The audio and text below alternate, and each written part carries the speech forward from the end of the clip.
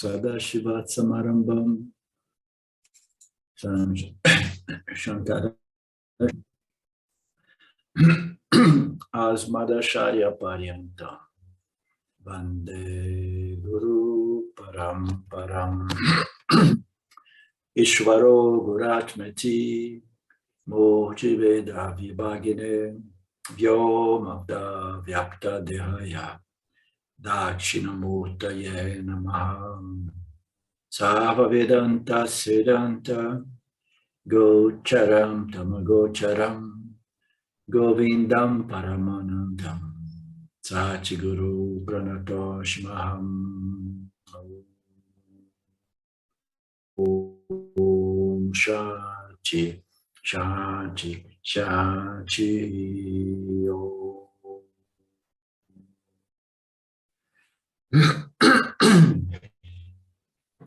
Ok, namastê, bom dia a todos vocês.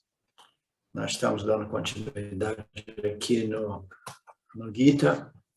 Nós estávamos vendo ontem, né, a atitude, né, importantíssima, né, que deve permear a observação do Dharma, né, as nossas ações, elas precisam ter o yajna, né, aquele tipo, né, não é bem um sacrifício, mas é um espírito de doar, de servir, Ishvara, né, representado pela manifestação, o campo, né.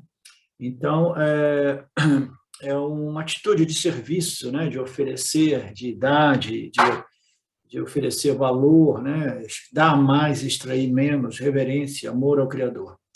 Então, esta é o que torna, né, as nossas ações de observação do Dharma, elas se tornam yogas na medida que nós desenvolvemos esse espírito, né, esta visão e este sentimento de devoção que irá permear as nossas ações, né, porque elas serão apresentadas como oferendas, né? Então, a importância disso, eu gosto de salientar, é porque é isso que caracteriza o yoga, né, do karma. O yoga do karma é caracterizado por esta fragrância de devoção, de reverência, de contribuição, de amor, né, de serviço mesmo, né, à sociedade, aos outros. E aqueles 5 níveis, né, que nós vimos anteriormente, que inclui o último deles, foi a observação do equilíbrio, da harmonia que existe nos meios ambientes, de modo que a gente não destrua, né, esta harmonia do planeta, né? E, naturalmente, nós estamos tendo muitas dificuldades em viver em harmonia com os outros seres e viver em harmonia com a natureza, né? O reino vegetal, o reino animal. Portanto, esta é a vida, o estilo de vida prescrito pelos Vedas, né? É o modo de vida yajna, né?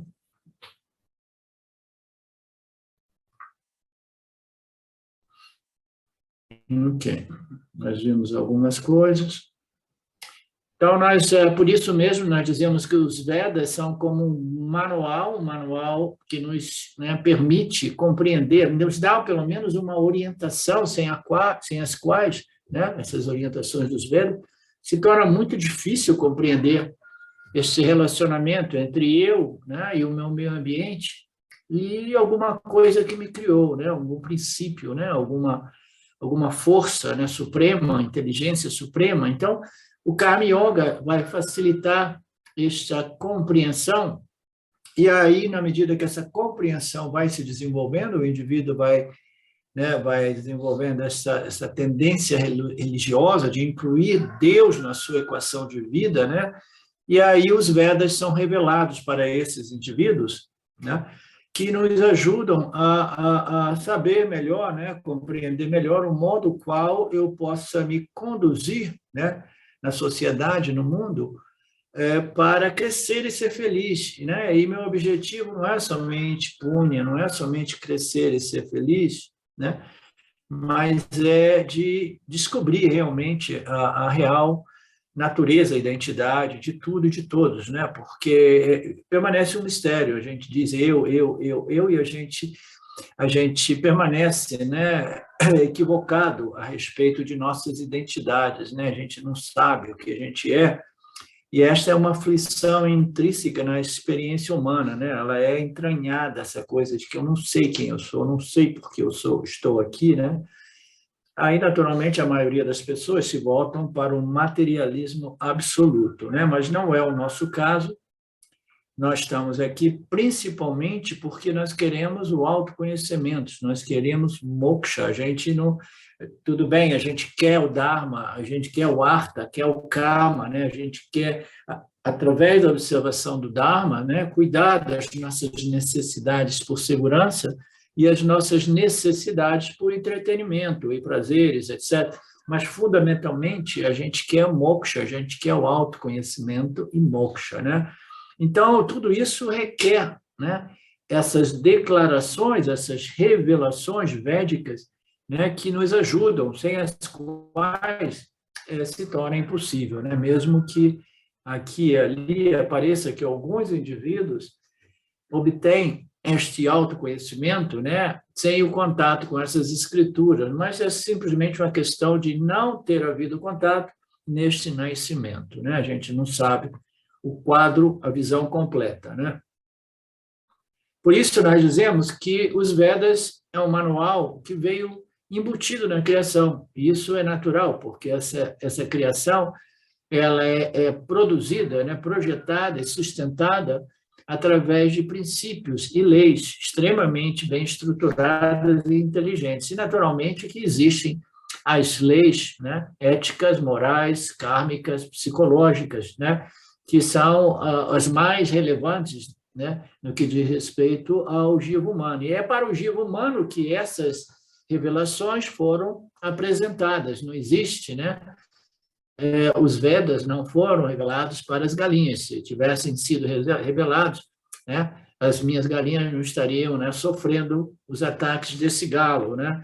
Então, é para nós, e somente para nós, que os Vedas são revelados de modo que a gente possa compreender melhor como viver, ser feliz e se libertar do samsara. Portanto, seguindo as instruções destes Vedas, né, eu irei obter grande benefício. De forma similar, quem fabricou este mundo, né, seguindo as instruções daquele remédio, né, a gente não somente aquela de fechá-lo bem e mantê-lo em refrigeração, né? Se eu seguir todas as instruções, eu definitivamente obterei o benefício do remédio e, do mesmo modo, o benefício desta vida que me foi concedida, né? Quem é que criou este mundo, né? Não fomos nós, naturalmente, nós não temos nem mesmo a capacidade de compreender como este mundo funciona, né? Os indivíduos com mentes cientistas, né, científicas, eles procuram compreender os fenômenos e, ainda assim, as compreensões, os conhecimentos são sempre sujeitos a erros, revisões, correções, né, invalidações. A gente não tem compreensão de quase nada, a gente não tem acesso a essa inteligência que pertence a Ishvara, né? Então, a gente simplesmente não teria jamais a possibilidade de criar um mundo desse, né? Então, se a gente não cria, e o ponto aqui, Luciana, se a gente não cria, a gente não tem o direito de destruir, né? Ishvara pode criar e pode destruir, pode botar tudo, né? Bom, e simplesmente, né, fazer brotar mais tarde, né? Mas nós não criamos, nem mesmo compreendemos bem, né? Então, é importante que a gente saiba que a gente não tem realmente o direito, né, de destruir esse planeta, né? Destruir esse mundinho nosso, né? Lindo, maravilhoso. Por isso dizemos que Ishvara criou este mundo e ele criou este mundo para o nosso uso. Portanto, Ishvara sabia que deveria haver um manual, né, de conduta a ser fornecido aos seres humanos para que eles soubessem como viver no mundo e obter o máximo benefício deste nascimento humano, né? Quantos nascimentos humanos a nossa alma individual já passou, ninguém sabe, né? Mas nós queremos sempre uma outra possibilidade, apesar dos pesares, apesar das dores, porque a gente quer realmente obter o máximo benefício desta oportunidade, né? E o que é este máximo benefício? É simplesmente uma vida, né, conduzida para a busca de Dharma, Artha, Kama, Moksha, né? Você vê que aqui ele não coloca o Dharma depois de Kama, ele coloca Dharma, porque neste ponto da compreensão exposta pelo Lord Krishna, o Dharma é a primeira coisa para um Karma Yogi, né? Ele precisa compreender e observar o Dharma. Aí, com aquela compreensão do Dharma, ele vai conseguir, vai prosseguir em suas buscas por segurança, artha e kama, satisfação. Mas Dharma tem que estar na frente, né? Para aqueles que não são religiosos espirituais, eles buscam a artha, né? Que é a segurança, o entretenimento, os prazeres sensoriais, aí depois eles se dão conta de que não, isso não me resolveu. Então, existe uma busca superior, e essa busca superior é Dharma, né? Mas aqui ele apresenta o Dharma antes, porque nós somos Karma Yogis, nós somos Yanis, e nós estamos aqui, primeiro de tudo, observando o Dharma, vivendo segundo esses princípios e leis. E, através dessa atitude, deste conhecimento, nós também buscamos o Artha Kama, mas o Moksha, né? O Rukshata, é a busca humana, a busca final é o Moksha, através da observação do Dharma. Eu vivo a minha vida buscando seguranças e satisfações, cujo objetivo é Moksha e somente Moksha, no final das contas, né? Este é o objetivo dos nascimentos humanos, segundo as Escrituras e segundo as nossas observações. Caso um propósito, que é uma coisa, né, um pouco estranha, já que tudo que nós observamos ao nosso redor parece servir um determinado propósito dentro do contexto, né, desta manifestação.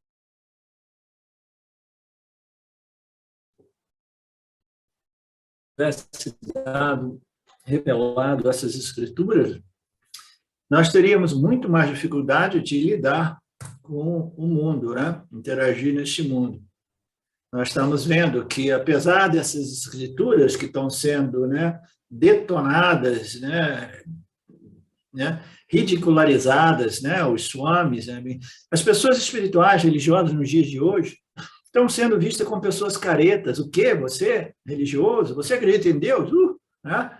Então, nós somos os caretas desta era materialista, né? Então, a gente tem muita dificuldade, né? A gente está vivendo sem, né, estarmos harmonizados com o sistema, estamos poluindo este mundo e em nome do progressismo, criando buracos, etc, etc.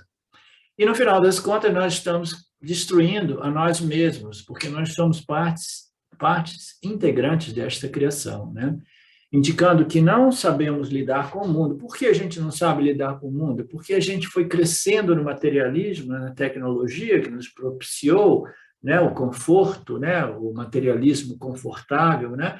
A gente cresceu em tudo isso, em nossas inteligências, né, técnico-científicas, né?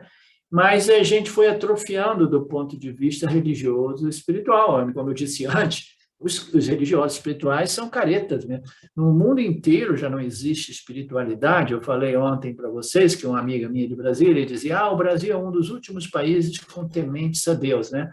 Mas tementes a Deus, pelo menos, eles consideram que existe um Criador. E eles temem, porque este é o nível de maturidade deles, né? Então, nós que somos do Vedanta, né, a gente compreende Ishvara num nível muito mais superior, né, muito mais próximo, né, da realidade exposta pelas Escrituras, né, e a gente sabe que este mundo, né, ele é uma escola, é uma oportunidade, e nós precisamos de compreendê-lo integrando o Criador, se tornando uma pessoa, né, com esta atitude do Karma Yoga, né, de tal modo que eu possa converter o meu dia a dia em reverências, em práticas, em sadhanas espirituais, para que eu possa crescer, né? Mas nos dias de hoje a gente não pode ir nem no restaurante e fazer uma prece, né, a Deus de agradecimento, porque as pessoas vão olhar para você, olha os caras ali são antiquados mesmo, né? Eles ainda acreditam em Deus, né? Então, é o ponto do materialismo, né, que nós chegamos como uma civilização.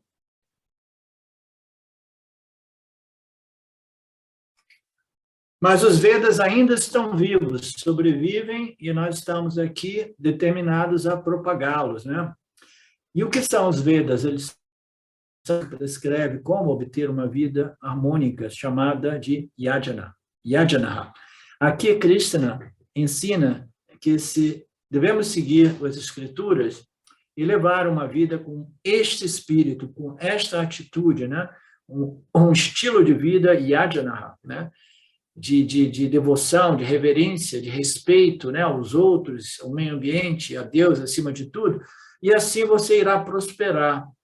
Caso contrário, você será a causa de sua própria destruição. Então, as pessoas que deram um chute no Criador, né, dizendo, não, a vida é simplesmente a materialidade, né, e eu preciso consumir esses objetos e prosperar, né? E com isso, ele não somente está produzindo, criando uma mente, né, uma mente miserável, uma mente aflita, uma mente frustrada, né, agressiva, como também ele está cultivando a sua própria destruição, porque neste materialismo, neste ambiente, nesta cultura de materialismo, né, agressivo, o indivíduo vai simplesmente acabando com a harmonia do planeta, né, detonando realmente, criando a sua própria destruição, né? Então não existe prosperidade, não existe felicidade, a menos que nós estejamos vivendo sob a luz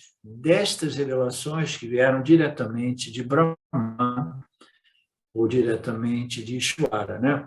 Por isso que em qualquer floresta a harmonia é preservada, até que nós, os humanos, né, entremos nas florestas, né? Quando os homens humanos, né, os assim ditos civilizados, chegaram, né, nessas áreas remotas do planeta onde existiam essas comunidades aborígenas, né? A gente sabe exatamente o que os humanos fizeram, não somente com eles, como também com o meio ambiente, né? Portanto, toda vez que nós entramos, nós danificamos. E se continuarmos, a floresta não conseguirá sobreviver. Desde que não entremos no oceano, haverá perfeita harmonia no oceano. Dizem que existe um tipo particular. Então, essa história do oceano, essa história do meio ambiente, eu passei muitos anos da minha vida observando o deterioramento, né? A degradação desse equilíbrio nos oceanos, principalmente, é uma coisa incrível, né? Tudo porque nós abandonamos, né, como civilização, a espiritualidade, né, o nosso relacionamento maduro com Deus, né? Então, quando nós entramos no oceano, nós chegamos a esse ponto, né? Nós acabamos com 80% ou 90%, alguns dizem, dos peixes maiores, né? Os peixes maiores, grandes, não existem mais, né? Existem esses peixes de cultivação, né, que não são bons, porque não são naturais, né? Então, a gente está devorando os recursos do planeta e tudo isso é parte dessa ignorância coletiva, né? Que é principalmente de responsabilidade, né? Nós somos cúmplices também, mas é principalmente de responsabilidade dos grandes financistas, dos grandes dominadores globais, né? Aqui ele fala sobre um particular. A inteligência da criação é tal que existe, segundo o Swami, neste exemplo, um roedor que ele passa por ciclos, né? Que ele tem tanta abundância de comida, e como os roedores, assim como os coelhos, né? Eles têm uma capacidade de procriação imensa, né? Então, quando eles têm muitas comidas na primavera, eles vão crescendo em produção, em demografia, né? Em população. Aí depois começa a chegar o inverno, a comida vai ficando mais escassa, aí eles têm aquelas milhões daqueles seres, né, e eles, aparentemente, eles cometem suicídio, né? Então, este é o conceito, esta é a história. Você, de repente, você encontra outras pessoas que dizem que talvez não seja assim, né? Mas quando eles veem que a população ultrapassou um certo limite, eles naturalmente, instintivamente, segundo esse programa, eles fazem esse sacrifício. O sacrifício é o quê? Um suicídio para que seja restabelecido este equilíbrio, né, entre eles, né, de população. Então, este é um exemplo de um Atma Tyaga, né, que ocorre pelo bem da harmonia universal. É um exemplo bacana, né, embora não saibamos exatamente o que passa na mente de Ishvara, né, que compele esses seres a andarem nos precipícios e cometerem suicídios, né, se jogando no oceano. Igualmente, nós pensamos sobre o equilíbrio da população mundial humana, né? E dizemos que todos nós iremos morrer e imediatamente planejamos ter filhos, bababá, muito embora não cremos serem necessários para outras casas, e nos mostra como pessoas altamente egoístas. Ok.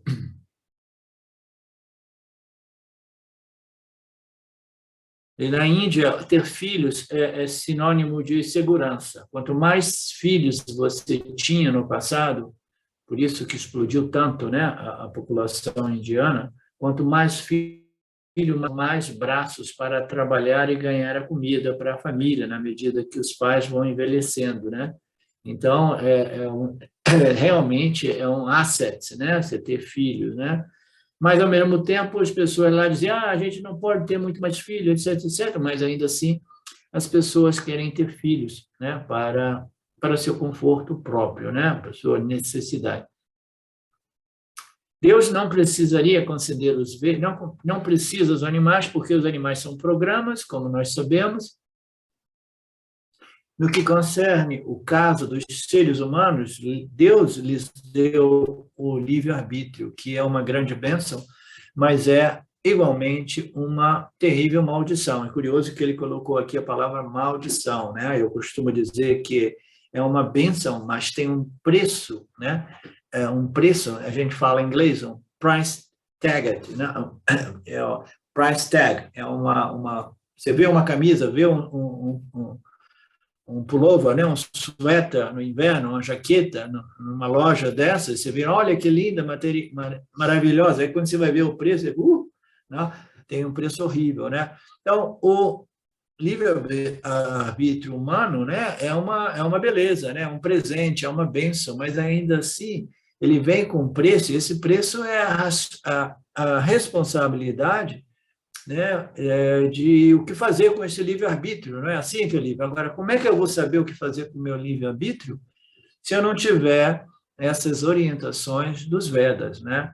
Eu vou simplesmente, né, desenvolver as minhas tendências puramente materiais, né, materialistas, né, e vou querer consumir tudo que me dê prazer, né? Então, é muito difícil essa situação humana, né? Um desafio grande. E assim a gente tem diversos exemplos, né? A energia, a ciência, né? A tecnologia, a energia pode ser usada para tantos outros fins, né? Nos dias de hoje, né? Toda essa tecnologia que nós vemos, né? De inteligência artificial pode muito bem se voltar contra nós mesmos e destruir o nosso livre-arbítrio, né? Nos programando, etc, etc. Então, é sempre isso, né? Se aqueles que estão por trás deste processo, né, de desenvolvimento, né, se eles não forem pessoas igualmente desenvolvidas espiritualmente, religiosamente, o uso dessas tecnologias, desses avanços, né, vão se voltar contra nós mesmos, como nós vimos através... Vocês talvez não saibam o número de explosões nucleares que nós já causamos neste planeta, eu esqueci agora, mas são muitas centenas ou milhares que se fazem essas explosões, né, ou debaixo da terra, ou dentro do oceano, simplesmente para ficar fazendo testes, entendeu?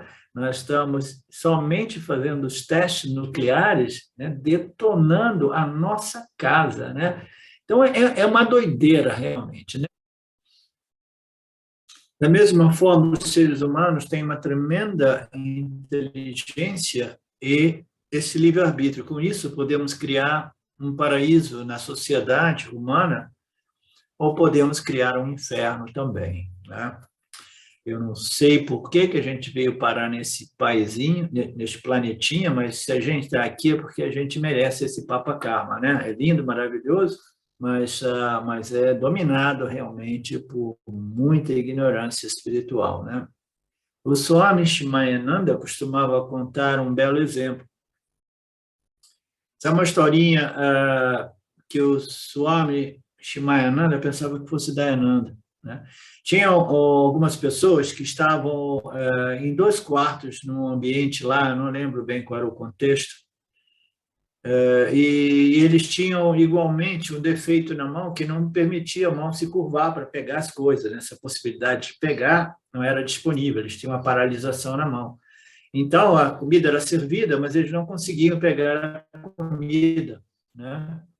Aí, depois, eles estavam morrendo de fome, mas aí eles observaram que o quarto do lado, as pessoas estavam vivendo normalmente, muito felizes, apesar de terem esse mesmo defeito, né, físico.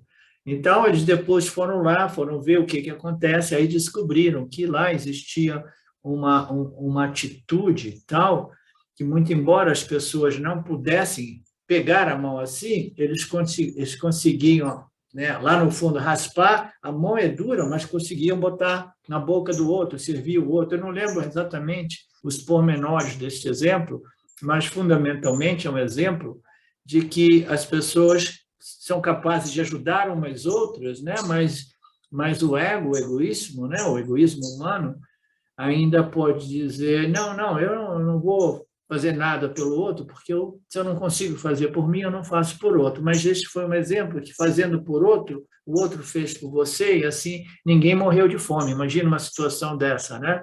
Você só comer, Felipe, se eu botar na sua boca. Eu só consigo comer se você botar na minha boca, né? Aí eu digo para o Felipe, me desculpe, mas eu não vou botar na sua boca, não, porque eu não consigo nem botar na minha. Aí o Felipe diz assim, mas se você botar na minha boca, eu boto na sua boca. Aí eu digo assim, não, eu só boto na sua boca se você botar na minha boca primeiro. Aí tem uma disputa e ninguém bota na boca do outro e todo mundo morre de fome, né? Então, esta é a moral da história.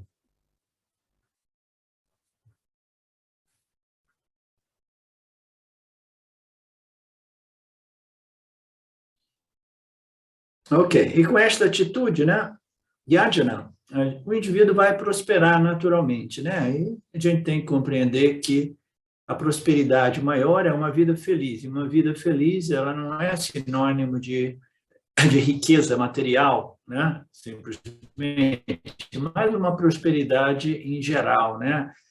Com moderação, você tem tudo o que você precisa e, principalmente, você tem uma mente, né? Uma mente bem feliz, bem resolvida, né? Bem tranquila, né?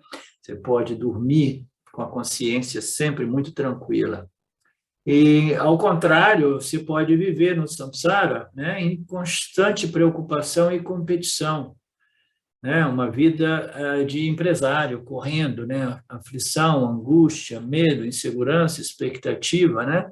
Competição. A competição é uma coisa mortal para a sociedade, porque uma vez que haja competição, haverá apenas egoísmo, né? Então, esses são temas muito delicados, né? Porque uma competição ela poderia ser muito bem contextualizada desde o início, né, dos processos de educação, mas uma competição saudável, né, não centrada no ego, porque, né, as empresas, né, é inevitável quando você entra no mundo do trabalho, existe sempre concorrência, a gente não saberia viver numa outra estrutura, mas não significa dizer que não possa existir outras estruturas de civilizações. Talvez existam estruturas de civilizações onde não existe nem o dinheiro, alguns dizem, entendeu? Todo mundo faz porque todo mundo, né, é maduro, todo mundo cresceu, faz para o bem do coletivo, né?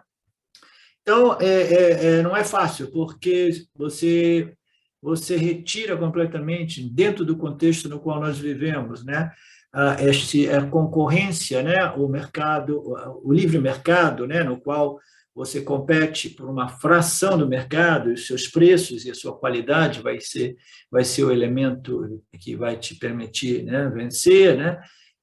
Então, as pessoas no mundo da sociedade moderna, nós chegamos aos extremos de não querer compartilhar suas tecnologias com as empresas, com as outras empresas, porque conhecimento é poder, conhecimento é riqueza, né? Um país não quer compartilhar avanço científico com o outro. Nós vivemos no planeta dos loucos, né? Literalmente. A América o faz através do ato de impor sanções, né?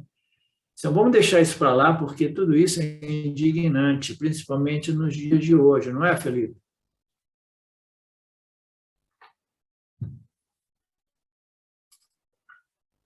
Então, aqui o senhor me disse que, geralmente, as pessoas, né, equivocadamente pensam que a competição irá melhorar o homem, né? Somente quando há competição, o melhor de você vem, dizem, mas dizemos que o pior surgirá também nos seres humanos, muito bem dito, né?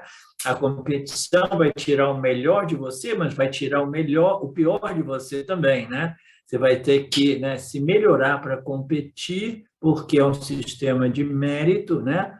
Do mesmo modo que o nosso progresso espiritual é uma estrutura, né? É um sistema de méritos individuais, pessoais. No mundo material também você vai ter que se melhorar, mas ainda assim, se esta competição, se esta concorrência, ela for realmente ensinada às pessoas fora, né, de um contexto, né, fora de uma proporção adequada, aí o pior que existe nos humanos vai sobressair, né? Ele vai começar a querer até matar os outros para vencer esta competição, né? Então, não é fácil, né? Nós, né, neste nível de desenvolvimento, o materialismo tomou conta da mentalidade, da mente humana, e a gente não sabe exatamente como sair dessa, né? E os Vedas estão sendo abandonados, o Vedanta está sendo abandonado, as nossas sampradayas, os gurukulas, né? Os ashrams também estão acabando, né? Então, é uma situação realmente difícil, né? O Veda diz que a competição é uma doença chamada Matsarya. Entre os 6 males, né, existem diversos males, Kama, Krodha, Lobha, são aquelas atitudes negativas, né, decorrentes da doença do Sansara. O último que eles colocam é a competição, né, que poderia ser colocado como a ganância, né, e a competição. O Veda diz que a competição deve ser substituída pela palavra cooperação. Então, os Vedas é de uma beleza monstruosa, né? Mas como é que a gente vai cooperar? Como é que as nações irão genuinamente cooperar entre elas se os indivíduos forem totalmente, inteiramente, né, literalmente materialistas e ignorantes espirituais, né? Não existe nenhuma colaboração, nenhuma cooperação, né? Então, no final das contas, a gente tem que voltar para os Vedas e saber, né, e observar e determinar que o problema que a gente sofre nos dias de hoje é essa ignorância espiritual, né, que eu muito frequentemente coloco, né? É a ignorância a respeito de Ishvara, Jiva Jagata, né? E, naturalmente, uma ignorância a respeito de minha natureza em Satya como Satya, né? Em Brahman como Brahman. Eu deveria estar feliz quando a outra pessoa também é próspera, né? Mas a maioria das pessoas vai sentir inveja, vai dizer assim, nossa, o cara está com 2 carros, eu tenho um carro, né? O cara está com isso e aquilo, a casa do cara é melhor do que a minha, né? Eu não deveria ficar com inveja quando a outra pessoa prospera. Por isso, nós precisamos do Karma Yoga, para que todos sejam felizes e todos prosperem uniformemente.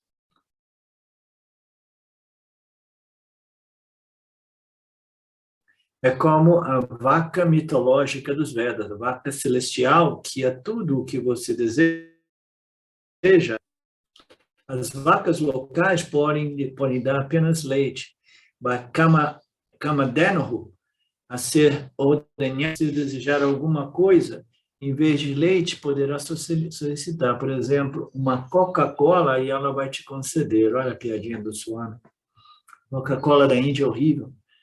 E não apenas coisas líquidas, igualmente as sólidas. Se você quiser uma casa, você entra em contato com esta entidade, a vaca celestial, que te dá o leite em qualquer forma que você queira, né? Então, são essas mitologias. O que você quer dizer com esta Kamadeno? É uma expressão simbólica do intelecto humano. De fato, o intelecto humano é Kamadeno, porque o intelecto humano porque com o intelecto humano podemos realizar tudo e qualquer coisa, como olhar para o progresso científico, que fez inúmeras coisas.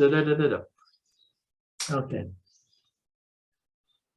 O intelecto humano, naturalmente, tem um potencial enorme, mas o intelecto humano não tem a capacidade, né, e a inteligência para controlar realmente, né? Ele tem uma capacidade de desenvolver um pouco de conhecimentos, né?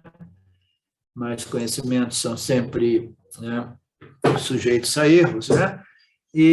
Mas ainda assim ele não chega nem perto de compreender o mistério da criação, né? Então vamos tomar cuidado com essa ideia que o intelecto humano é aquela vaca celestial que irá produzir qualquer coisa que queiramos, né?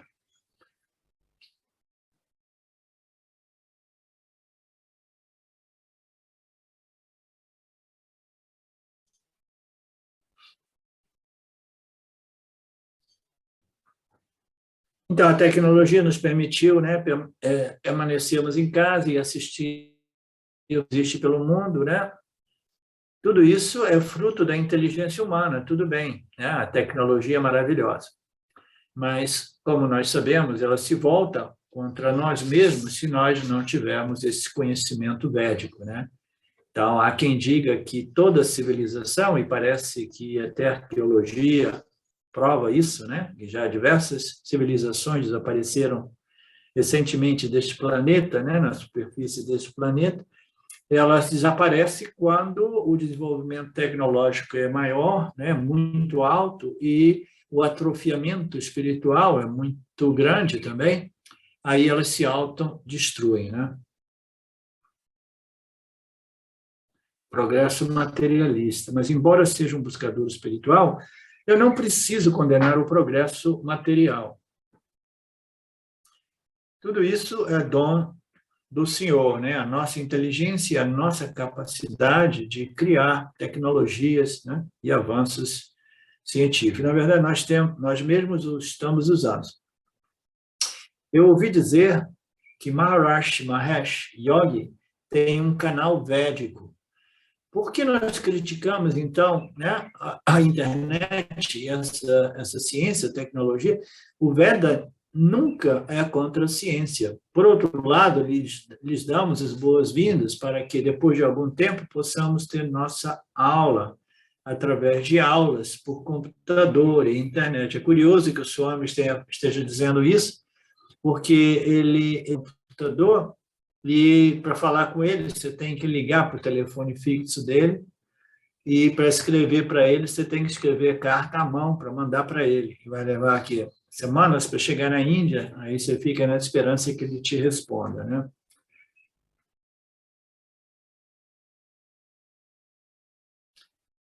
Os Vedas não é contrário, né, com o desenvolvimento tecnológico científico. Mas ele diz que se você estiver interessado somente no progresso material científico, e se você não produzir simultaneamente o progresso espiritual, o materialismo pode se tornar mortal para você, destruir a alma.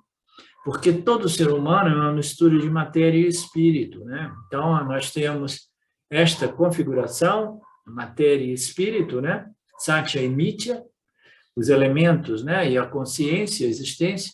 E se a gente se torna, né, extremamente materialista, esquecendo do nosso outro aspecto, né, o Atman, nós estaremos cometendo um suicídio espiritual, né? O crescimento da vida deve ser um crescimento equilibrado em ambos os campos.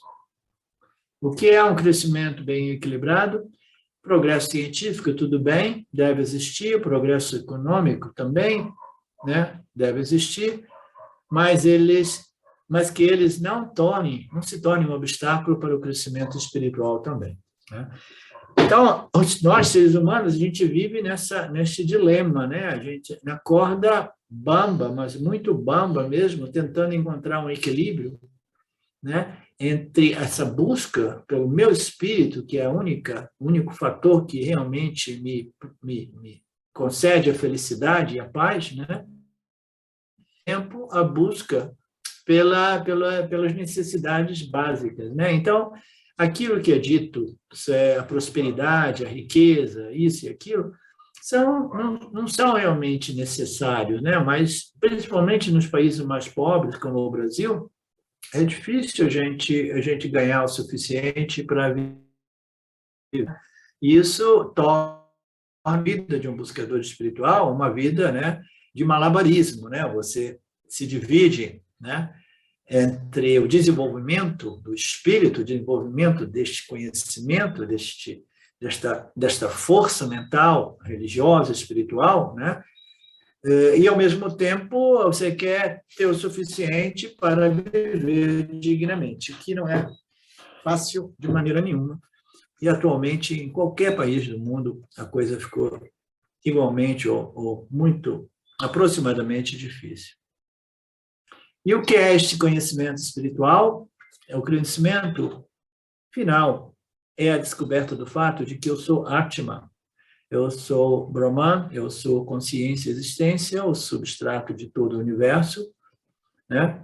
Eu sou infinitamente, né, livre e independente. Este é o conhecimento espiritual, que é a maior riqueza, a única riqueza que liberta o indivíduo do samsara, né?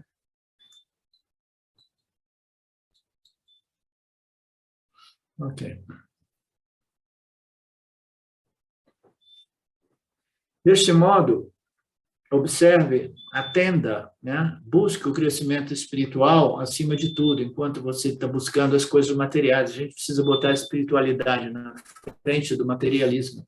As pessoas botam o materialismo, né, na frente da espiritualidade. E se eu tiver tempo livre, né, eu vou buscar a espiritualidade, né? Então, encontrar esse equilíbrio, como eu disse, né, é a arte de saber viver e ser feliz e, no processo, né, obter a libertação do samsara, né?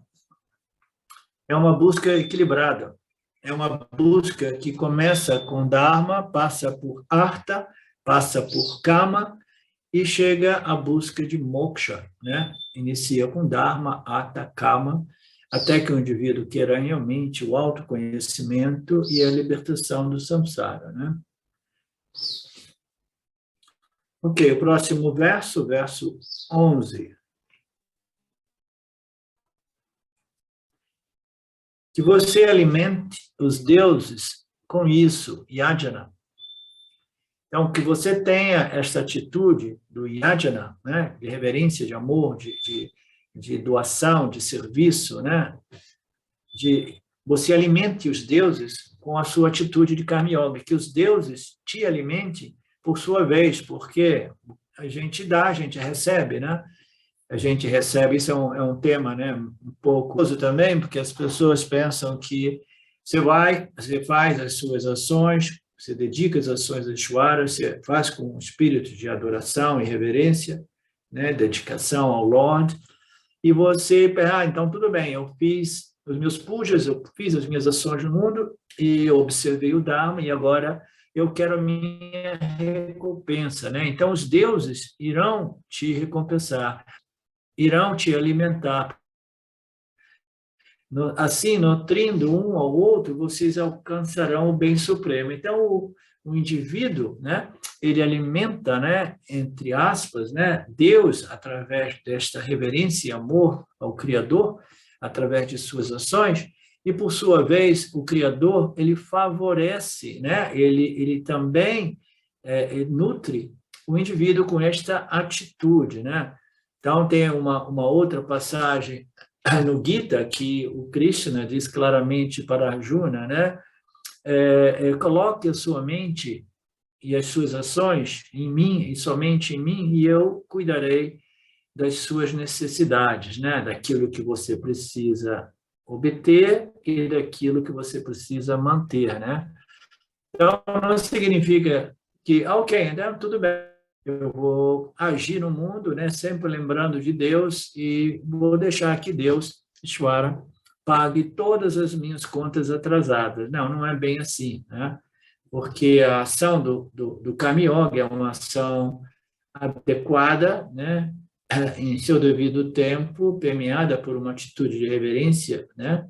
E dedicação para o campo, e, ao mesmo tempo, é uma ação que segue aquilo que eu devo fazer. Os meus deveres são os meus papéis. Então, a gente não deixa acumular esses karmas, porque a gente não quer depois, né, ter uma dificuldade. Gerenciei os meus papéis, os meus swadharmas, e agora eu estou tendo um monte de conflito prático na minha vida, mas eu continuo, né, fazendo os meus pujas, as minhas sadhanas, as minhas reverências a Deus, né, no templo, né?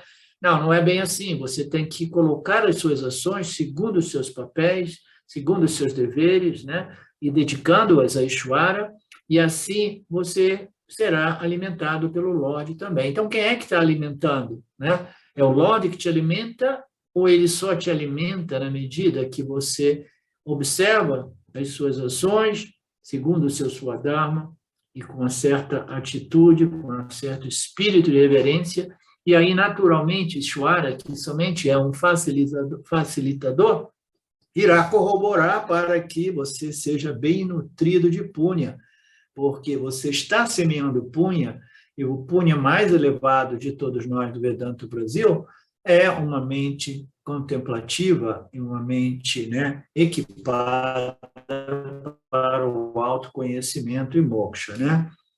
Então, assim, nutrindo, o Jiva nutrindo a Ishvara, Ishvara devolvendo para o Jiva, né, os frutos das suas ações, né, vocês alcançarão o bem supremo, que é o autoconhecimento e moksha, né? Assim, continuando com o conceito de Yajana, Karma Yoga como Yajana, Krishna afirma que ao seguir o Karma Yoga Yajna, com esse espírito, né, de sacrifício, de doação, né, você está invocando os deuses da criação, você estará propiciando os devatas, né, você está ganhando a simpatia dos devatas, é o seu conceito, você está invocando os deuses, né, invocando este poder que nada mais é do que um facilitador que devolve para a gente os frutos das nossas sementes, né, do que nós plantamos, né? Então, o que são e quem são esses devatas? De acordo com o Shastra, os devatas são divindades que presidem as forças naturais.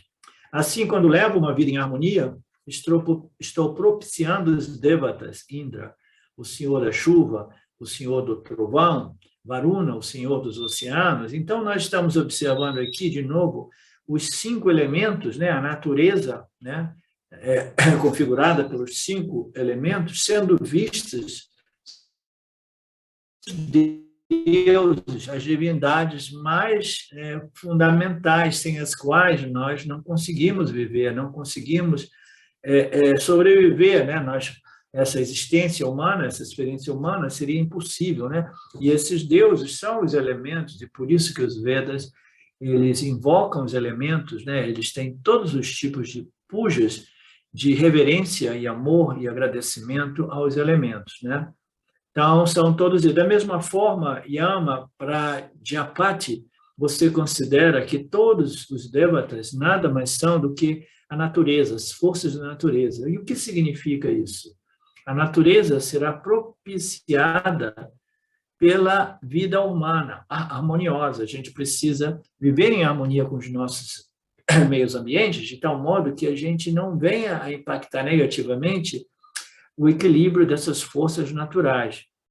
Isso significa que a natureza, ela por si, ela não é violenta. E quando eu próprio invoco os deuses, em troca, o que eu recebo? Os deuses me nutrirão igualmente. Então, você e a criação não devem ser inimigos. Você não está lutando contra a natureza, você não precisa de conquistar a natureza, né? Mas você está vivendo em cooperação e harmonia com a natureza. Esta é a outra singularidade de nossas escrituras védicas. A ciência aborda a natureza como algo a ser conquistado. Sempre usa a expressão de querer conquistar a natureza, de querer conquistar o Monte Everest. Só por escalá-lo, você será considerado um conquistador. Mas não devemos pensar assim. Nós devemos viver em harmonia, em reverência, em gratidão a essa natureza, essas forças, essas leis. Portanto, Krishna diz que deuses apropriados que estão na forma da natureza e que eles farão em troca, né? Eles vão agradá-lo dando a você, né, as suas necessidades. Na Índia, por exemplo, né, as chuvas são fundamentais, as 4 estações, né, muito embora sejam fundamentalmente 2, né, ocorrerão corretamente e as chuvas virão adequadamente. Linguagem científica significa que se você leva uma vida na qual a harmonia ecológica é destruída, as estações serão impactadas, né? E você não terá chuva suficiente, e sem a chuva, né, a comida, alimento e o oxigênio começa a ser comprometido por essas razões. A mesma ideia será colocada pelo Shastra, as nossas escrituras, embora em uma linguagem diferente, ao relatar que cada árvore é como o corpo do Senhor. De fato, no Bhagavatam, cada árvore é comparada ao cabelo do corpo do Senhor. Cada rio é comparado aos vasos sanguíneos do Senhor. Então, se os rios estão parados, congestionados, poluídos, bloqueados, né, será como um bloqueio do nosso corpo. Se ocorre em você, você adoecerá e, né, terá que ir para uma cirurgia. Da mesma forma, eles dizem que quando você está poluindo o rio, você está poluindo o sangue, né, as artérias do Senhor, né? Você não acha muito lindo todas essas analogias, né? O modo bem embasado para nos sensibilizar a ver este planeta, né, como uma manifestação física daquilo que é Ishvara, né, que é o Criador, e o modo qual nós temos tratado tudo isso, né, devido a essa não observação desses ensinamentos dos Vedas, né?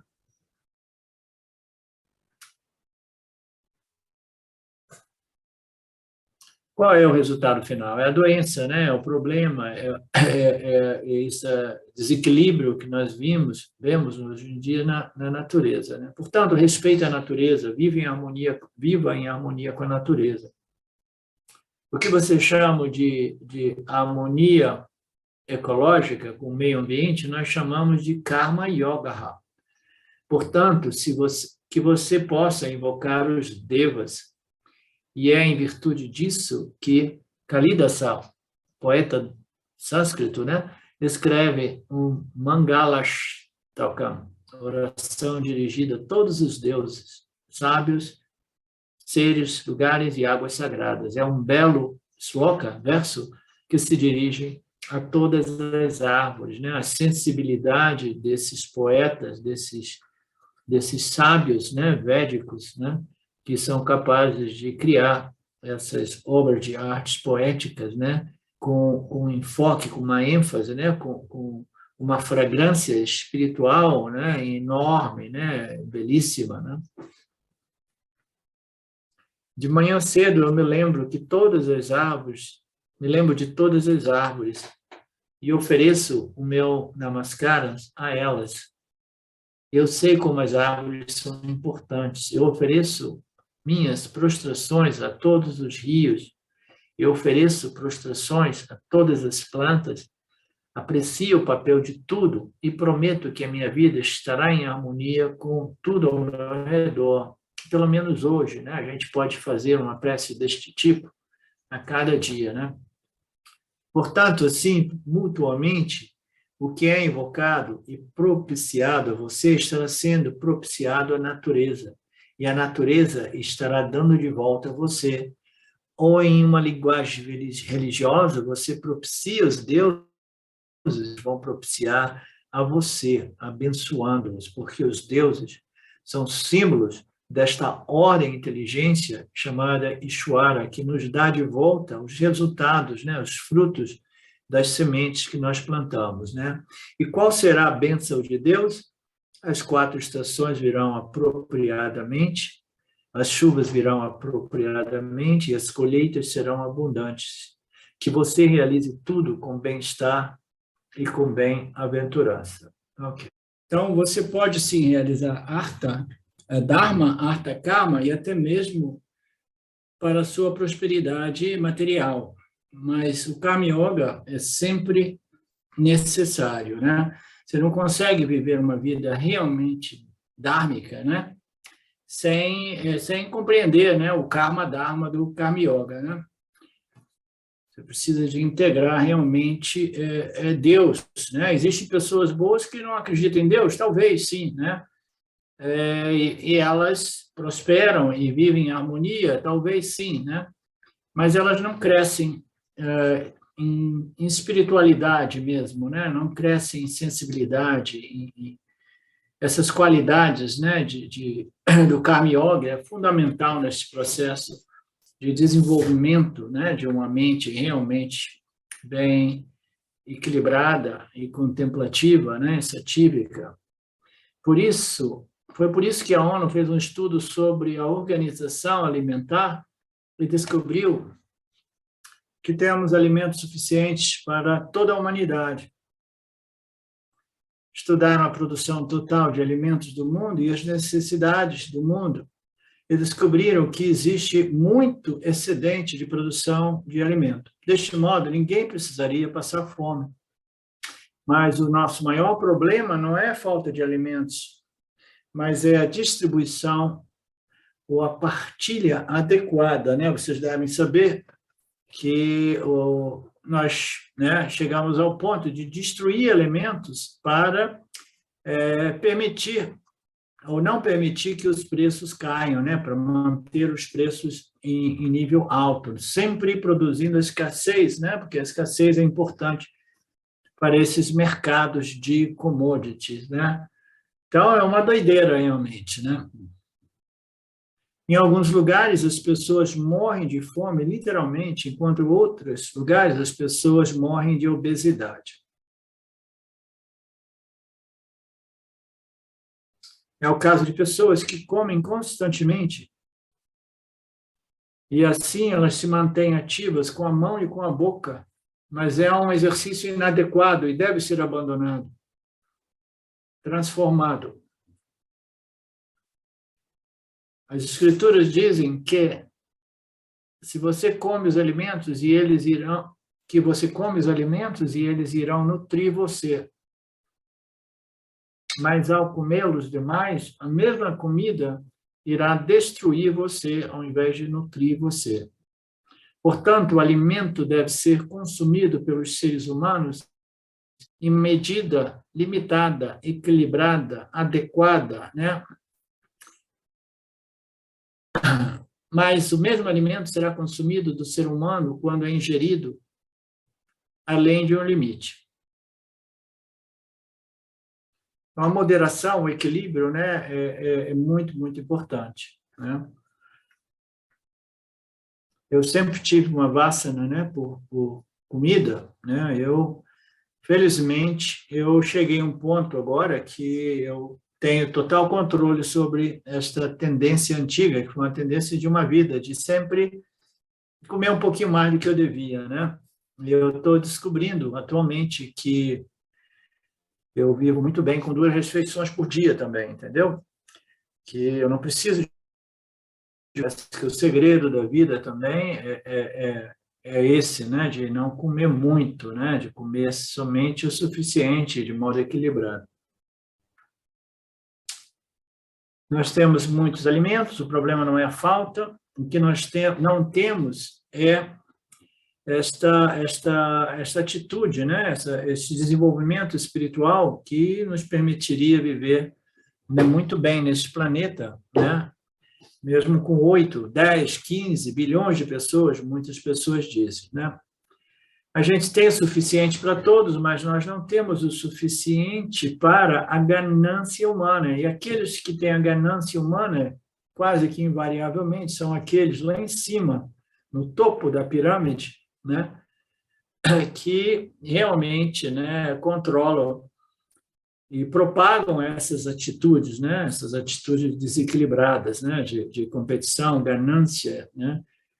E assim deixa as pessoas até morrerem de fome, né? Simplesmente para manter, né, os preços dos alimentos, né, num bom patamar. Portanto, não seja ganancioso, seja um karma yogi, não seja violento nas suas buscas, não seja competitivo de modo demasiado, não seja uma pessoa com esse espírito do karma yoga, porque os elementos e Deus, os devas, vão retribuir muito mais para você. Se você tem o suficiente, ótimo. Se você tem mais do que o suficiente, compartilhe, contribua. O Karma Yoga ensina que a vida deve ser uma contribuição ou um sacrifício, né? Que o sacrifício, mais uma vez, é um espírito de doação, de contribuição, de dar mais, se preocupar mais em fazer alguma coisa como retribuição a Deus do que estar aqui a exigir mais e mais de Deus, extraindo mais e mais o que eu quero de forma egoísta, né? Então, este é o sacrifício desta ignorância humana, né? Desta ignorância espiritual, que, na verdade, não satisfaz ninguém, né? Uma vida guiada por essas vasanas, né, violentas de ganância, né? Elas não fazem ninguém feliz, não importa o quanto dinheiro você tem acumulado. E somente através do Karma Yoga você poderá alcançar não somente segurança, prazeres, mas principalmente Dharma Moksha, né? Então, a busca humana, né, em sua total ignorância, a busca por Artha Kama, as escrituras védicas, as nossas escrituras dizem não condenem as buscas por Artha Kama, mas jamais permaneça paralisado nessas duas buscas, né? Busque essas duas e gradualmente compreenda uma outra busca, que é a busca pelo Dharma, né? Pela observação do Dharma. Continue buscando Artha Kama com esta observação ao Dharma, com esta compreensão, com esta purificação que a observação ao Dharma irá te propiciar. E assim, quando você estiver preparado, você converta essas buscas na busca pelo autoconhecimento e moksha, né?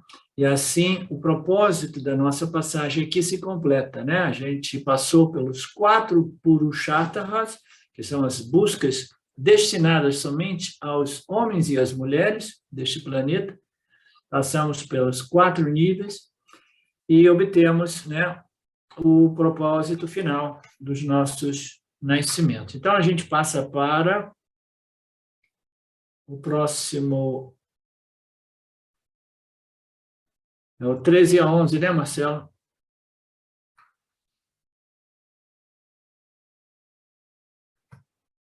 onze a 13. Ok.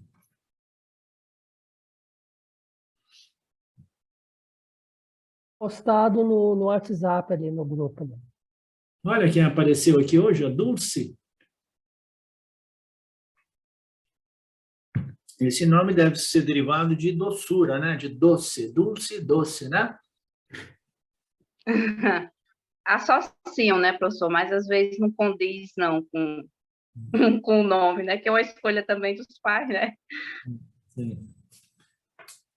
Legal te ver aqui. Ok. O senhor Krishna, né, ele vai fazer uma recapitulação, né, um sumário rápido. O senhor Krishna está analisando o Karma Yoga de vários ângulos, nós já vimos isso, né?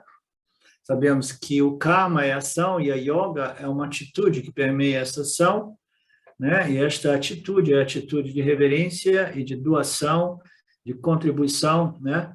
Eu me preocupo em oferecer mais valor ao campo do que extrair o valor do campo, né? De seguir os meus deveres, ao invés de estar focado nos meus direitos. O meu direito é simplesmente o direito de haver um corpo-mente, e o que eu faço deste direito, né?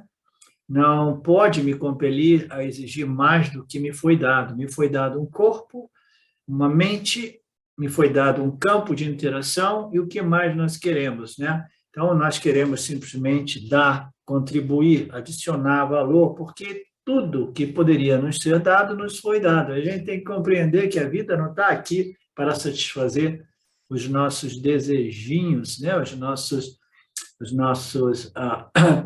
como se diz? Preferências vinculativas, né? A gente tem que usar essa palavra preferência, que às vezes falam, não, tudo bem, é uma preferência, mas é vinculativa, hein? Não, mas é uma preferência. Não, se é vinculante, não é preferência, não é assim, Marcelo? Né? Então, a gente não está aqui para satisfazer essas preferências vinculativas, né? E Joara não criou tudo isso para a gente satisfazer as nossas ignorâncias, né? Que é a crença de que eu preciso, que eu quero, quando quero, do modo que eu quero para ser feliz, né? Então, o que é uma ação adequada? É uma ação com esse espírito, né? Esse espírito que é colocado como um espírito altruísta, né? Que é um pouco melhor do que o espírito de sacrifício, mas é sempre aquele sentido, né? É um espírito de realmente devolver ao campo, porque eu já recebi tanto, né, de Ishvara, e eu devolvo a Ishvara um mínimo de contribuição, né, como é que se diz? Como retribuição, como gratidão, né, como reconhecimento de tudo que me foi dado, né? Eu dou mais e extraio menos, em menor proporção. Então, estes são os sattvic karmas, como nós vimos, que é muito contrário às ações extremamente egoístas, que são as tamasic karmas, e as ações egoístas, mas não tanto egoístas, que são as rajasic karmas, né? Eu quero contribuir, eu quero dar, né? E eu quero que as minhas ações possam beneficiar o maior número de pessoas possível, né?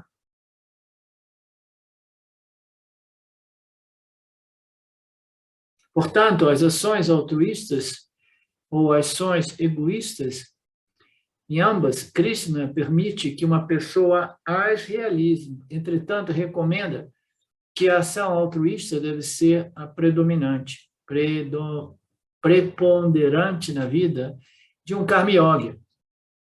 Pode ocorrer de uma pessoa não poder evitar a ação egoísta, como no caso em que tenha que trabalhar para proteger a si mesmo e a sua família, né? Então, naturalmente, nós temos que manter o foco, né? Porque, em primeiro lugar, né, eu também tenho necessidade de um teto e de comida para mim e para minha filha. Então, essas ações elas vão visar, né, as minhas necessidades básicas, moderadas, né, sem excessos, né?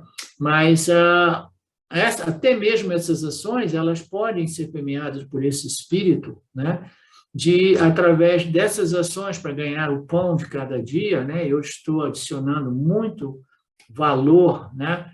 Muito valor ao campo. Por quê? Porque as minhas ações são permeadas com esta elegância espiritual, digamos assim, entendeu? Com esta fragrância de compaixão, de amor e respeito pelo campo, o que inclui os outros seres vivos também, né?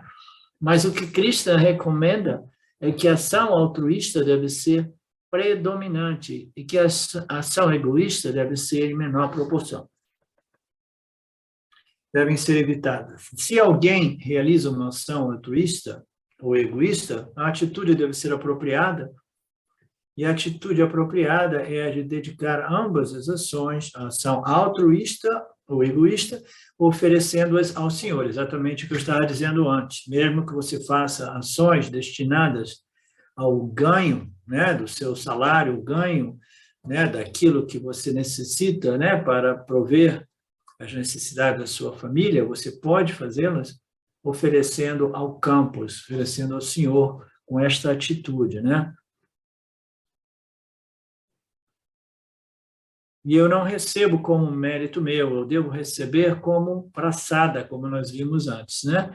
Eu recebo, eu consigo, eu faço, eu obtenho, né? Eu sou o cara. Não, eu recebo sempre com aquele conhecimento, né? Aquela visão, aquele espírito de praçada Budi, né? A atitude do praçada. Eu recebo tudo, não somente, né, os resultados difíceis, desagradáveis, mas os frutos doces, né, das minhas ações, eu recebo também com gratidão, sem jamais misturar ou contaminar este recebimento, esta recepção, né, com um sentido de vaidade ou de ego, né, que diz assim, eu sou o cara, o mérito é meu, eu quando faço, aconteço, né, eu realizo, né, blá. Então, tudo isso vai desaparecendo na medida que nossas mentes vão se purificando. Assim, a ação apropriada, com esta atitude apropriada, adequada, é o que chamamos de Karma Yoga. E este Karma Yoga, Krishna está analisando de vários ângulos. O primeiro ângulo, pelo qual Krishna demonstrou o Karma Yoga, foi como um mandamento do Senhor. Nós vimos isso mais uma vez ontem, né? Então, isso para os indivíduos menos maduros, esses karmas precisam ser observados, eles são ditos serem compulsórios, né? Isso porque os indivíduos, né, não são maduros o suficiente, né?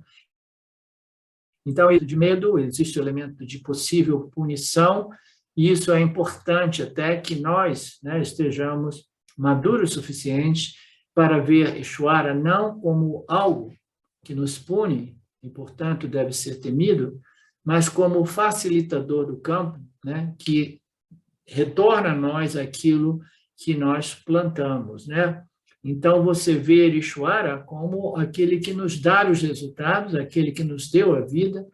Então, as nossas ações são feitas em reverência e retribuição a ele, e quando recebemos, nós recebemos como um presente dele, como um praçada, seja este um parábada, né, um resultado, uma experiência de prazer ou de dor, né?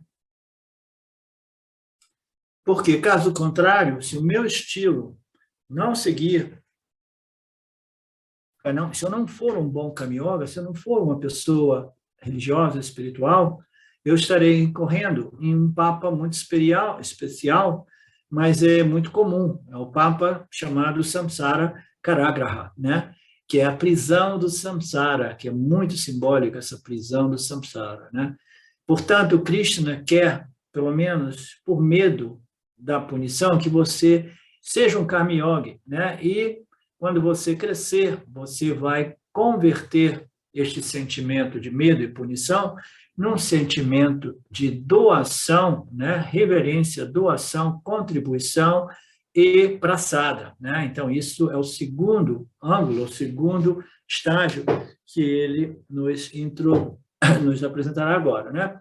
Então, ele orou para o Karma Yoga de um outro ângulo agora, mais profundo, né? Que vai converter essa emoção de medo numa emoção de devoção, em poucas palavras, né? Então, é muito melhor nós sermos movidos pela devoção, gratidão e reverência, né? Agradecimento, do que pelo medo, né? E o Swami apresenta essa analogia de que o medo é como um quarto escuro no qual muitos negativos são revelados, né? São desenvolvidos, né? Você lembra no tempo que nós tínhamos aquelas câmeras com filme, eles eram revelados, não sei se eles existem ainda, eles eram revelados em quartos sem nenhuma luz, né?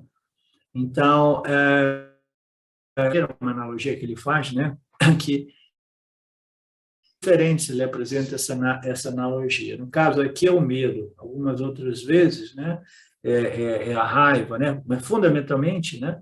É o samsara, quando você vive, né? Essas emoções dolorosas, negativas, né, de sofrimento, de dor, de raiva, frustração, angústia, expectativa, ali é como se fosse um quarto escuro no qual, né, todos esses aspectos, esses fatores negativos são desenvolvidos, são revelados, né? Então, esse é o símbolo do quarto escuro que revela a fotografia dos tempos passados. Esse é um quarto, né? São quartos muito fechados, onde não pode entrar luz, né? É por isso que os psicólogos dizem que nunca se deve tentar disciplinar seus filhos através do medo. O medo é um método né, arcaico para disciplinar seu filho.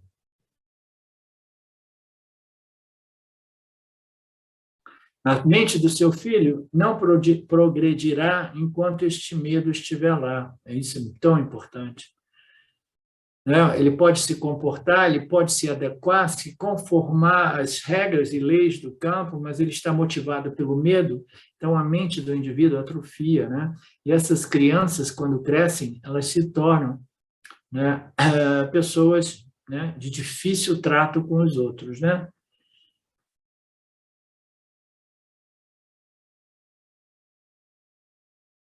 Mas é claro que, às vezes, em casos extremos, podemos ter que usar um método de punição também.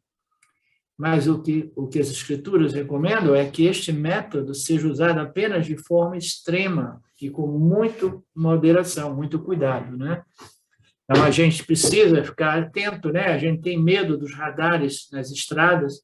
Por quê? Porque as multas, né, elas podem ser altas e a pessoa pode perder até a carteira de motorista, se ela incorrer muitas vezes nessas impunidades, né? Então, a gente tem que ser punido, a gente tem que ficar temendo, né, essas leis, esses princípios, e, do mesmo modo, né, o ser humano como um todo precisa passar por esse estágio de temor a Deus, de modo que ele, pelo menos, consiga controlar essa voracidade, essa ignorante voraz que são os desejos de consumo por aquilo que eu quero, custe o que custar, né?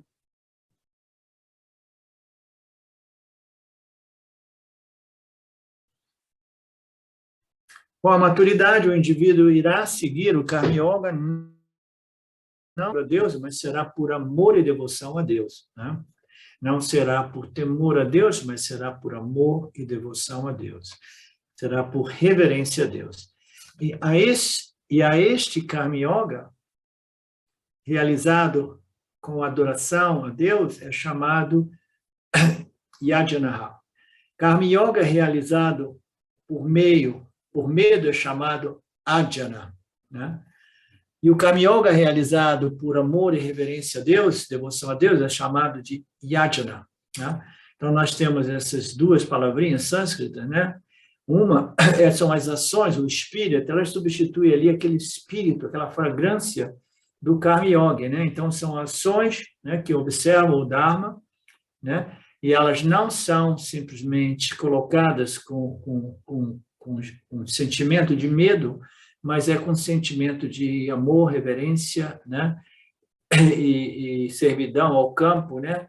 E por isso ele é chamado, né, de Yajnaha, essa atitude do Karma Yoga, o espírito do Karma Yoga. No último, irei converter cada uma das minhas ações em adoração ao Senhor.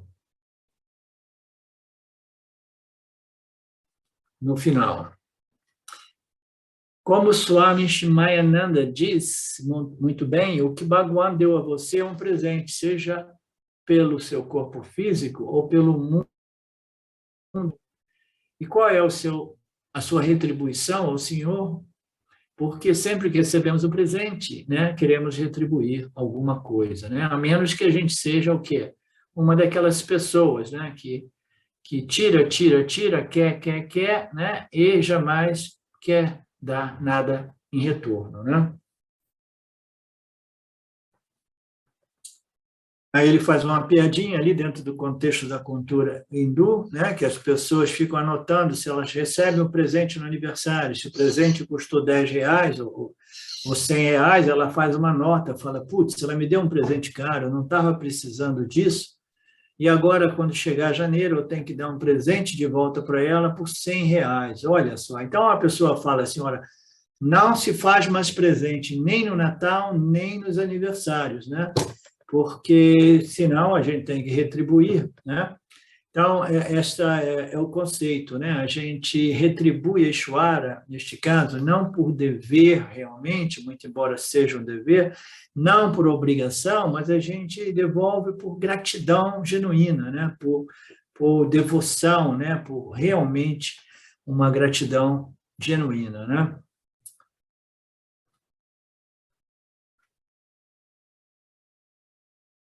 Portanto, o que Ishvara lhe deu como presente sobre a forma do seu corpo e do mundo, né? Qual deve ser a sua retribuição? O que você faz com o presente que Ishvara te deu é o seu presente para o Senhor. Ishvara deu-lhe a dávida do corpo, com este corpo você pode desfrutar a vida. Como se costuma dizer, coma, beba e seja feliz. Quando Bhagwan, quando Ishvara vê que eu estou usando o corpo com negligência, com autopiedade, Ishvara, por assim dizer, fica muito, muito triste por ser usado como Paropakaraya. Trata-se de uma árvore que produz muitos frutos. E com que propósito? Apenas para presentear o mundo. E ainda que alguém atire pedras nela, em troca, ela joga frutos para você. O exemplo da vaca celestial que produz leite para propósitos sagrados. Dos rios que transportam a água, sendo que o fazem sempre para abençoar as sociedades. Observando a natureza, podemos facilmente entender que Bhagwan, que Ishvara deu o corpo ao homem. Assim, quando eu utilizo o meu corpo para servir a Ishvara, servir o meu meio ambiente, quando eu utilizo a minha mente para amar aos outros seres, quando eu utilizo o meu intelecto para compartilhar o meu conhecimento com os outros, isso será recebido por Ishvara como adoração, reverência, né? Dedicação ao Senhor. E por esta adoração ao Senhor, eu irei obter o maior benefício. Qual é o benefício?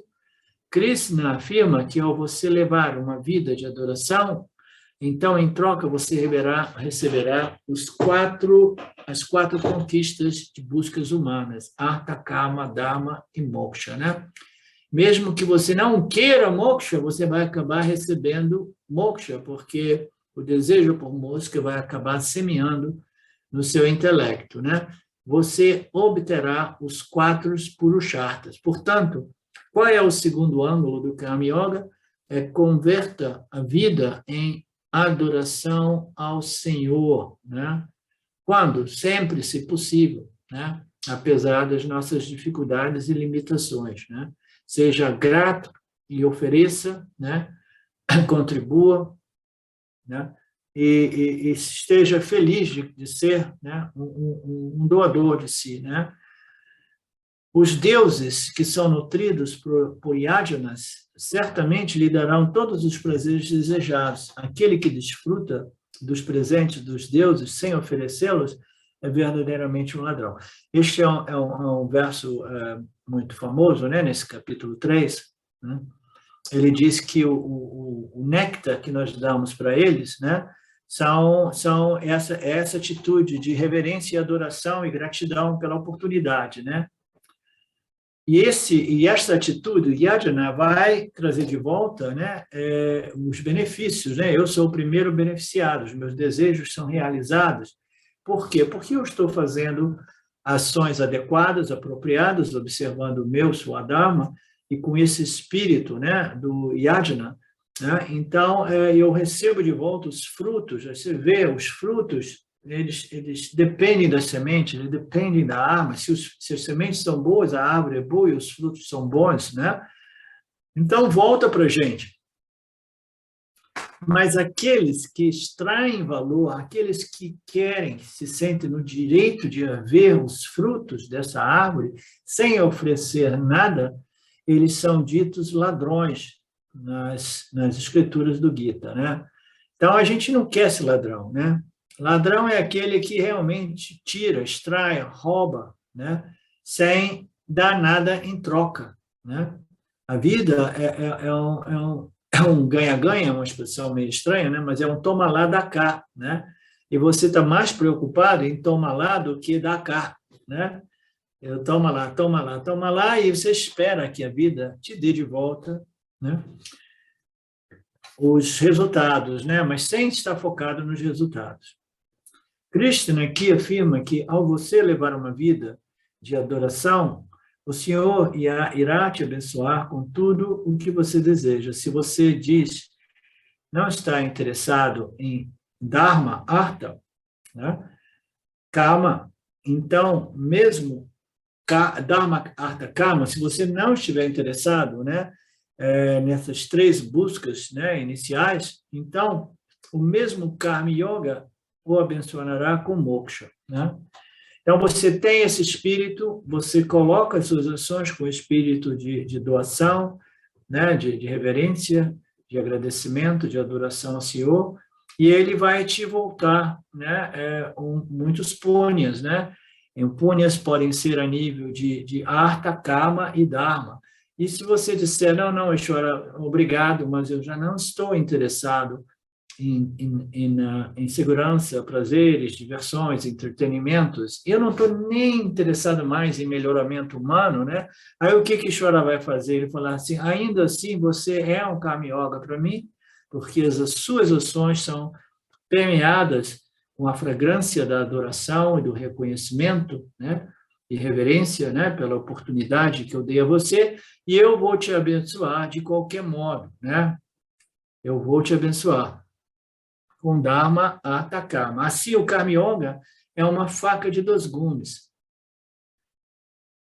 que pode lhe dar tanto benefícios materiais quanto espirituais, assemelhando-se a um instrumento 2 em 1. Ok. So, em Karma Yoga, se você não estiver interessado em Artha, Kama, né, por seguranças e satisfações sensoriais, prazeres, etc., você será abençoado com o quê? Com o Dharma. Dharma acima do Artha, Kama que você inicialmente estava buscando, né? A questão de botar o Dharma antes, né? Assim, o Karma Yoga é uma faca, né, que produz, né, ambos os resultados, sejam eles os resultados materiais como os resultados espirituais, né? É como se fosse um instrumento 2 em 1. Da mesma forma, o Karma Yoga é 2 em 1, pois lhe dará tanto prosperidade material como também o crescimento espiritual. Entretanto, esteja ciente da sua escolha, porque nem todos podem estar interessados em moksha. Há muitas pessoas que dizem ao Swami que virão às aulas de Gita, mas fazem questão de deixar muito claro, eu não estou atrás de moksha, né? Justificando ter muitas responsabilidades para cumprir, né? Como filhos, negócios, né? Etc., maridos, mulheres. Então, não, Swamiji, eu não estou interessado, eu venho aqui porque eu tenho uma apreciação por Artha, Kama, né? Eu venho aqui para ser abençoado, de modo que o Lorde possa me retribuir seguranças e satisfações, prazeres, né? E eu estou interessado em Dharma, porque eu faço as minhas ações, agora que eu sou estudante do Swamiji, eu faço em observação ao Dharma, né? Mas eu não estou interessado em moksha, né? Então, o indivíduo ele pode até dizer isso, né? Mas ainda assim, né?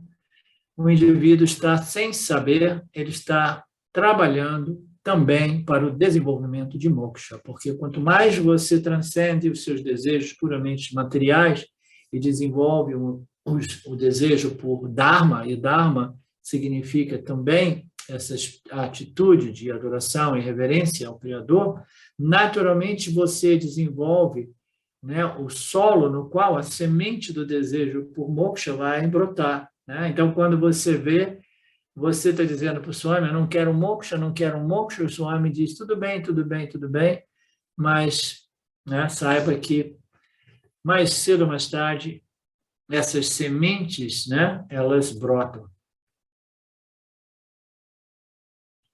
Eles dizem ao Swami, eu tenho muitos deveres, etc, etc. Tudo bem. Eu não tenho tempo para o moksha, tudo bem, né? Krishna não critica essas pessoas se não querem moksha. Não há nada de errado. É uma questão de maturidade. Se estão interessadas em Dharma, Artha, Kama, não existe nada de errado. Entretanto, a única condição de Ishvara é cumpra o seu Dharma, Artha, Kama através de um método do Karma Yoga, não através de qualquer estilo de vida corrupto e adármico. Então, o que ele está dizendo aqui? Ali nós temos a busca, né? A busca por Artha Kama, né? A busca puramente pode produzir muitos benefícios materiais. Se você não estiver observando o Dharma, você obtém as coisas através da corrupção, através da violação do Dharma, né? Então, isto é que precisa de ser evitado. Então, a busca por Artha e Kama, ela precisa ser, né, guiada pela busca pelo Dharma, que é a observação do Dharma, né? E se você quiser realmente crescer espiritualmente, o espírito do yoga, né, que irá permitir a você observar o Dharma, agir sempre com esse espírito de sacrifício, né? de doação, de reverência, né? De contribuição. Né? Através de métodos legítimos e através de métodos legais, através de métodos éticos, você continue as suas buscas por Artha Kama, mas nunca use métodos de atalho para ficar rico rapidamente ou mais rico, né? Não faça isso, porque isso é o início do fim, o início da destruição, né, da mente humana, principalmente a minha. Aqui entre nós isso não é relevante, porque eu tenho certeza que não tem ninguém aqui, né, materialista ao ponto de violar as regras do Dharma, né? Alguém aqui no nosso grupo, né? Então, esta é a única condição para que Ishvara possa, né, retribuir para a gente o resultado de nossos esforços, né, na busca de seguranças e prazeres, né, e satisfações sensoriais. Né? Siga os métodos legítimos, pois seguindo esses métodos legítimos, você estará observando o Dharma, né? E observando o Dharma, gradualmente você vai desenvolver a compreensão e o espírito do Karma Yoga, né? E você será beneficiado, né, duplamente. Né? Portanto, ele diz, as várias divindades, como Indra, Varuna, Agni, fogo, etc., né, lhe darão tudo o que você necessita. Em todo ritual, o sacerdote dirá isso, com certeza, e da mesma forma que recita os mantras, necessários ou não, também lhe dirá isso bem alto para que entre na sua mente. Né? Então, a convicção de que você, né, fazendo esses rituais, né, que o ritual é um símbolo de uma atitude que, na verdade, ela não deve ser limitada àquele puja, né, naquele tempo, naquele espaço ali no templo, né? Então, essas atitudes, né, elas devem nos acompanhar durante o dia, né, de modo que meu puja, ele se manifesta através do dia inteiro, né? E aí eu sei, né, que este é o modo mais eficaz, né, de adorar, Ishvara através das minhas ações e obter o máximo benefício para mim mesmo, né, que é o benefício espiritual, muito embora a minha motivação seja devolver para o Ishvara, retribuir para o Ishvara algo, né, por tudo que ele nos concedeu. Bhagavan diz que todas as divindades o abençoarão esses presentes. Aí o indivíduo fala, quando? quando as divindades que presidem são adoradas através do espírito do Karma Yoga. Quando essas divindades são adoradas com este espírito do Karma Yoga, elas o abençoarão. Por exemplo, quando eu sigo o Karma Yoga, não explora a natureza. Um Karma Yogi nunca irá explorar a natureza para alimentar a sua ganância. Um Karma Yogi não agride a natureza e, assim, ao seu ritmo natural, a harmonia natural é mantida, fazendo com que as estações fluam adequadamente. É por isso que, no final de cada puja, reverenciamos as 4 estações, porque toda a nossa vida depende dessas 4 estações. Se elas não ocorrerem, a fome será, né, estabelecida. Toda a economia estará em crise se não tivermos as 4 estações apropriadas. Ok, aquelas nuvens, Então, a questão dos frutos, né, os frutos resultantes das nossas ações em observação do Dharma, né, e, ao mesmo tempo, dessas ações permeadas com este espírito de reverência, de devoção, de gratidão, né, de oferecimento, né?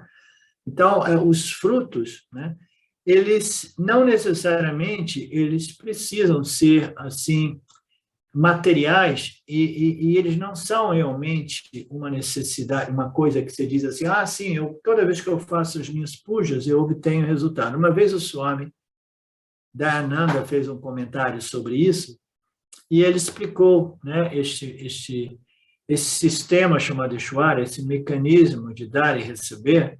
Ele disse simplesmente, esses touros, eles vão para os templos, né, e eles fazem pujas, né, com o objetivo de ganhos materiais, né, segurança, meu filho isso, minha esposa, meu pai. Então, eles fazem tudo isso, mas eles são tolos, eles pensam que os resultados estão vindos, né, da divindade, né, a divindade, as suas divindades e o seu puja, né, os seus pujas. Ele fala, não, eles não observam que, embora eles façam esses pujas regularmente, eles, ao mesmo tempo, eles estão fazendo as ações adequadas, entendeu? E em harmonia com o objetivo deles, né? Então, eu preciso passar neste exame público, né? Eu preciso passar neste exame público, Ishvara. Eu tenho família para sustentar, perdi meu emprego, eu preciso passar neste exame público, né? Então, o que eu faço? Eu faço as minhas orações ao Senhor, né? Mas se eu fizer as minhas orações e eu não me preparar para este exame, Ishvara não irá me abençoar. Não importa, eu posso passar o dia inteiro fazendo as minhas pujas e orações, dizendo a Ishvara, por favor, eu preciso passar neste exame, né? Então, não. O Dayananda dizia assim, esses tolos, eles não compreendem que as pujas funcionam principalmente porque, né, simultaneamente, eles estão fazendo as ações apropriadas, né, em harmonia com seus objetivos, aí eles se manifestam. Então, se uniu a ação apropriada, em harmonia com seu objetivo, e mais a compreensão e a devoção, que inclui Deus como a totalidade de todos os fatores, sem os quais eu jamais posso obter o meu desejo, o meu objeto de desejo. Então, é a combinação dos meus esforços pessoais, né, e, ao mesmo tempo, o meu reconhecimento de que esse fator, eu e meu talento e minha capacidade, é um entre tantos outros fatores. Então, eu entrego a minha oração a Ishvara para que ele possa facilitar, né, o meu objetivo, facilitar o ganho, né, possa colaborar, corroborar, de modo que os obstáculos entre eu e o meu objetivo sejam removidos, né? A esses outros obstáculos, esses outros fatores, a gente não tem nenhuma ideia. Imagina que você se prepara tanto, Luciana, para fazer um exame, para um emprego de 20 mil reais por mês. E no dia do exame, você acorda profundamente doente, e aí você tem que tomar, né, remédios fortes, analgésicos fortes, a sua mente se torna tamásica, você vai fazer o exame e aí a sua capacidade é reduzida a 50%, né? E você não passa no exame, né? Então, existem outros fatores, né? E as nossas pujas, preces e reconhecimentos da Ishvara se referem aos outros fatores, mas não incluem a minha responsabilidade, né, em relação às ações minhas, totalmente em harmonia com esse objetivo, as ações minhas, né, referente ao que eu posso fazer a respeito deste ganho, né? Então, a gente precisa compreender tudo isso, não de forma esotérica, mística, né? Mas de uma forma mais concreta, né? Que nós invocamos Deus para nos ajudar, para facilitar, através da remoção de obstáculos que nós não temos, muitas vezes, nem ideia, né? Nem ideia. E neste ponto, sim, Ishvara, sendo a totalidade de todos os fatores, o poder de ouvir as nossas preces, entendeu? E esse sistema vivo, autoconsciente, ele irá o quê? Corroborar para que o nosso objetivo possa ser obtido, desde que eu faça a minha parte, tá?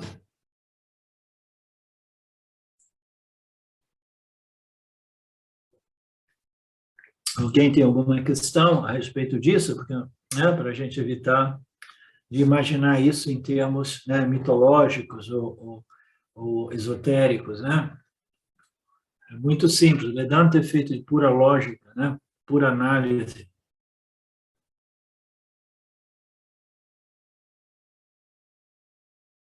Não sei se você leu uma notícia recente que anunciava que quando a natureza verde desaparece da cidade, a cidade fica vermelha, ou seja, quando a cidade não possui o verde das árvores, os pulmões da cidade ficam danificados. A poluição do ar aumenta e a cidade entra nesse código de estar ficando vermelho, significa que estamos com os níveis mais baixos de oxigênio e a temperatura vai subir.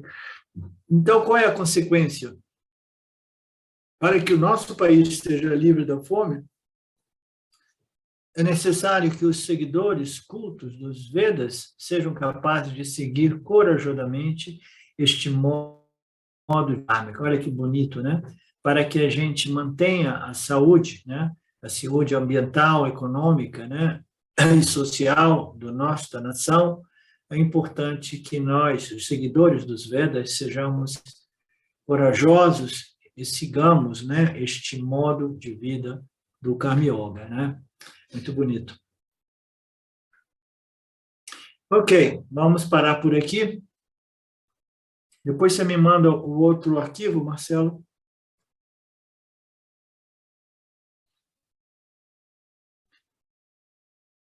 Ok. 5 minutos para perguntas e respostas, se tivermos, ou respostas e perguntas. Vocês apresentaram a resposta, eu apresento uma pergunta.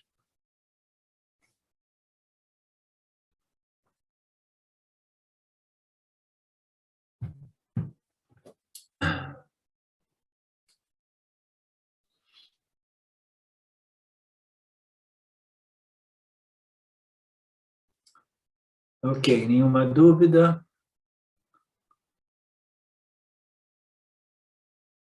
Om Purnamada Purnamidam Purnamudachyate Purnasya Purnamadaya Purnameva Vashishyate.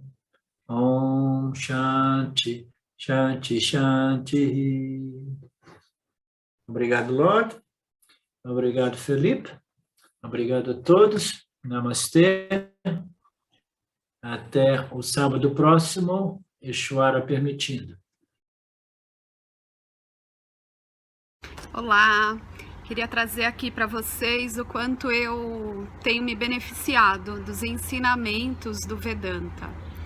Esses ensinamentos do Vedanta, eles mudaram a minha vida, o meu estilo de vida, né? A partir de uma compreensão sobre Jagata, o mundo, sobre essa pura inteligência Ishvara, sobre o Jiva, né? A mente, o funcionamento, sobre a aplicação do Karma Yoga diariamente na vida, o quanto isso beneficia a purificação da mente, né? Para poder daí acessar aquilo que é mais valioso. Aliás, eu diria sem valor estimável, inestimável, né? Uma riqueza profunda, que é a compreensão sobre os ensinamentos de Satya, a consciência, a existência ilimitada que sou. Bom, eu sou uma aluna de Vedanta, desse grupo Vedanta Brasil, que iniciei a jornada, estou no começo da jornada, mas essa jornada seria impossível sem o apoio diário de um professor qualificado, o professor Arlindo Nagar, nosso professor, que dedica a sua vida, que dedica as batidas do seu coração exclusivamente para o ensino do Vedanta. Ele gosta de usar a frase, o coração que se doa recebe. Então ele é esse coração que doa. E aí a minha pergunta e o meu convite é: e você? Tem se beneficiado também dos ensinamentos, da compreensão, da clareza desses ensinamentos que são trazidos para nós? Sim? Se sim, o coração que doa recebe. Então o convite é: se você se beneficia, você pode também fazer uma doação. Essa doação, ela é necessária, apropriada, para a manutenção, né, desse ensinamento vivo diariamente para nós. E é um convite para que a gente possa nutrir esse grupo com o dar e o receber. E se você se beneficia, tenho certeza, qualquer valor mensal é suficiente. É o valor que o seu coração sentir, mas é um valor apropriado. Bom, meu recado é esse. Eu agradeço imensamente e não tenho palavras para dizer o que é o Vedanta na minha vida. Só dizer gratidão. Gratidão Ishvara, gratidão professor, gratidão a Sampradaya, gratidão. Obrigada.